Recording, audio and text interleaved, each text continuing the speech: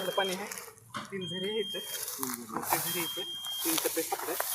एक असं आहे ते तिकडून इकडे येऊ लागले. तिकडून असं इकडं चालले खाली खाली चालले खाली चालले. तिकडून असं जे आलं तिकडून मिसळायचं सगळं मिसळून घेऊन एक ह्या साईडनं जातं, एक ह्या साईडनं जातं आणि ते येणारं ते तिकडं सरळ चाललं तिकडे. किती फुटापर्यंत असं तर तुम्हाला 7 फुटापासून पाणी आहे, पण इथं न थांबता एक 480 तुम्ही टोटल करा. 480 ते पैसे म्हणजे उन्हाळ्यात तुम्हाला अडचण येईल.